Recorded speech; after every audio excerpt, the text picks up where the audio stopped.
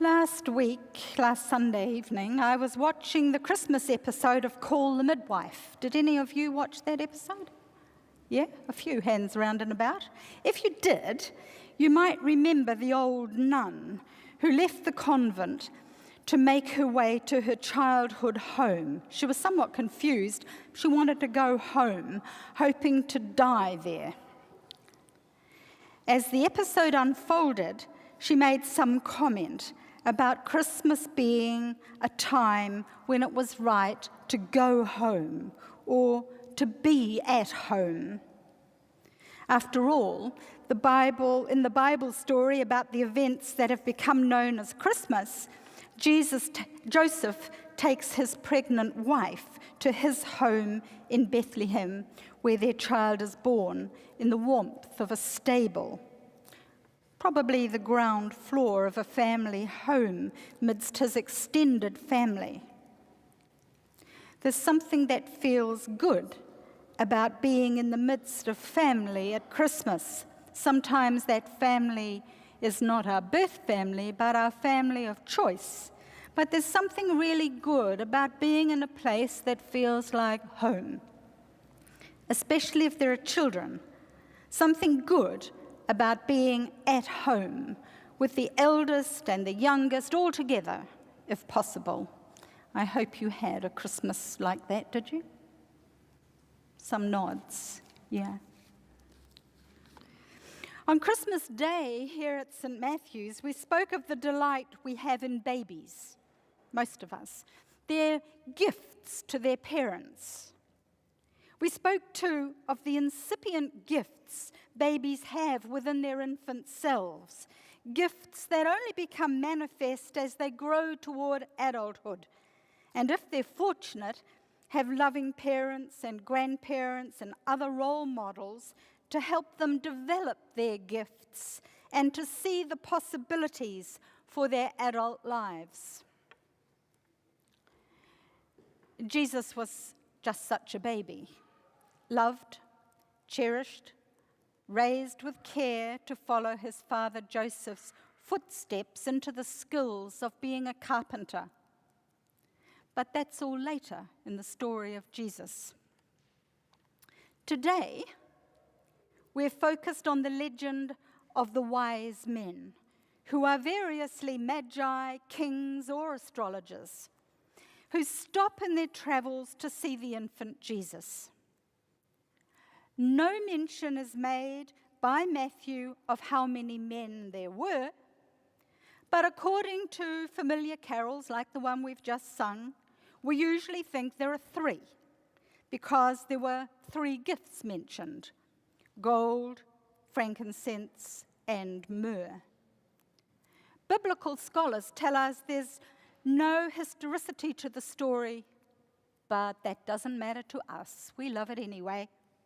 And there are truths to be found within it, history or not. But we might wonder why Matthew wrote this story in his telling of the gospel.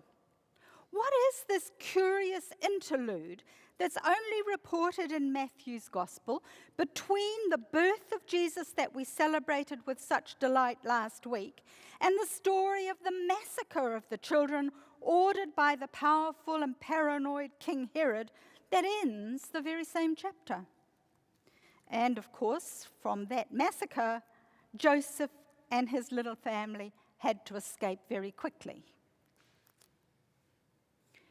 It's almost impossible today to hear the story of the visit to the baby by the wise travelers with their warning to Mary and Joseph to escape, to leave home with their child if the baby is to have any chance of life, without, on the one hand, thinking about the refugee families that are leaving Syria in their thousands, seeking safety and a life for their children, and on the other hand, thinking about the 250,000 children in our own land who are in danger, who live below the poverty line with little security or hope of a fulfilled life.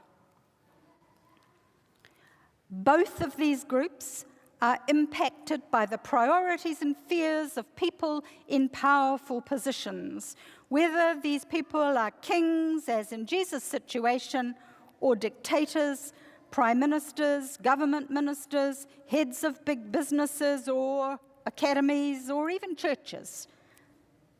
Whoever they are, they have power to impact lives. Whenever the well-being of children and their future fails to register on the planning radar when goals and priorities are determined, then we should be afraid. Indeed, there is darkness over the world, a thick darkness over the people, to quote Isaiah. Today we might say there is a darkness in the hearts and minds of those who could offer hope and life to the vulnerable.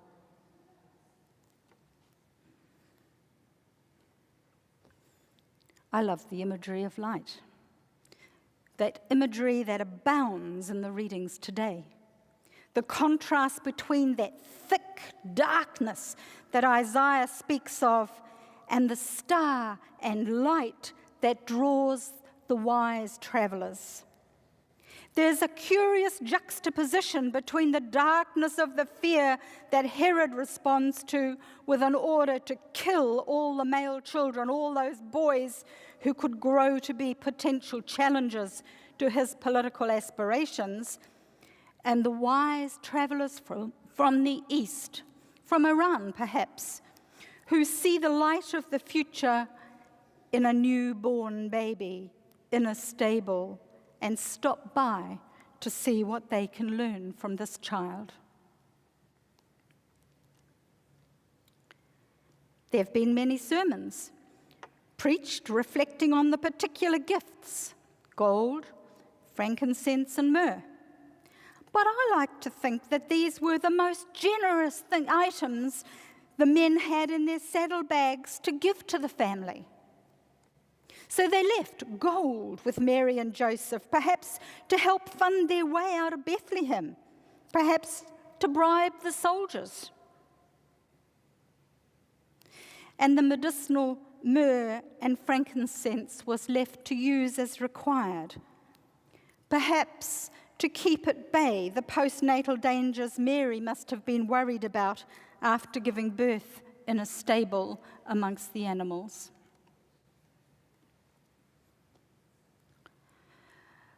The writer of the Gospel, who scholars tell us was not Matthew, writing about AD 70 or 40 years after Jesus' death and after the destruction of Jerusalem, is locating Jesus within the major strands of Jewish history in order to convince his Jewish hearers that Jesus truly is their Messiah, their anointed one, the one whose way, whose teaching will lead to a greater peace than they have yet found.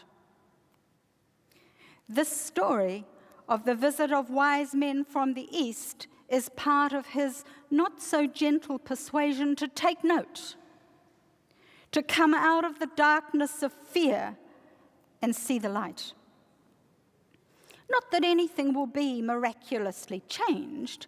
The temple will still have been destroyed. Bereaved parents will still be bereaved. Poor will still be poor. Women will still be of lesser importance.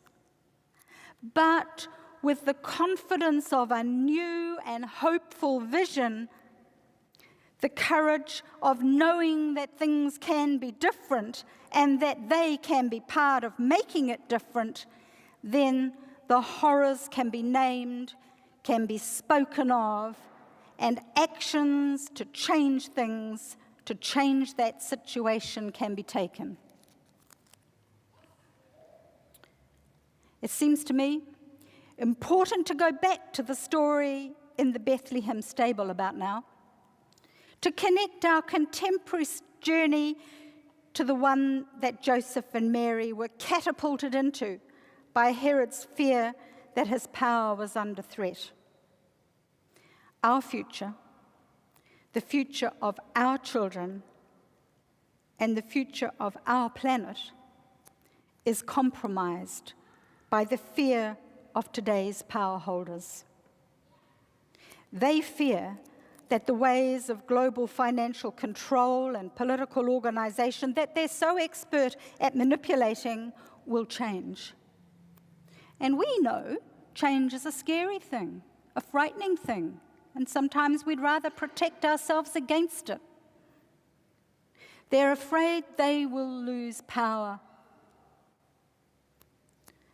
But that circumstance, that situation must change. Their fear must be overcome by the determination of those who have seen the light of a different way, who have seen an alternate vision for planet Earth, for our human community. Isaiah invites us to arise and shine, for our light has come, to lift up our eyes and look around, and then you shall be radiant. Indeed, we must lift our eyes to shine a light in the places of fear and darkness, to look into the light and speak out what we see, and to open our hearts and demand compassion. The story of the adult Jesus is about actions such as these. This is the way that the writer of Matthew's Gospel is inviting his hearers into.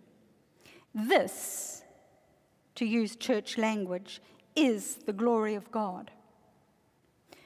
People who are wise and brave enough to speak out what they see and to proclaim an alternate vision of love and peace, a vision that holds hope for the children of the world. But where did all this begin for the homeless refugee Jesus?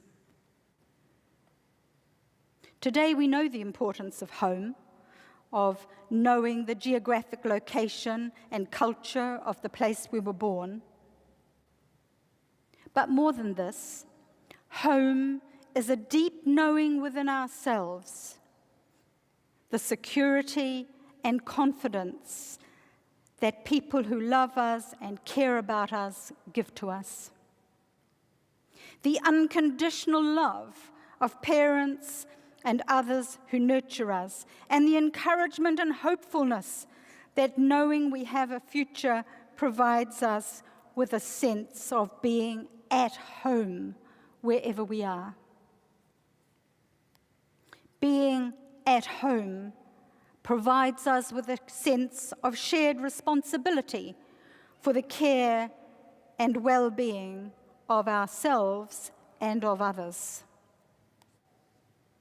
All children need these things. All adults need to know these things too, so they can speak out when our world goes awry and the well-being of our children is in danger.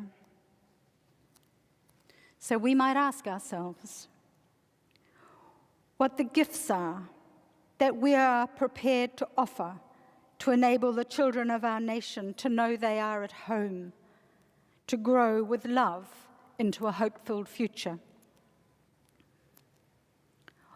What gifts will we have the courage to ask our world leaders to offer so homeless children the world over can sleep securely and grow into a peace-filled future? What are the gifts we hold within ourselves that we need to bring into the light and nurture so our hearts will thrill and rejoice, and we will know we are home? Amen.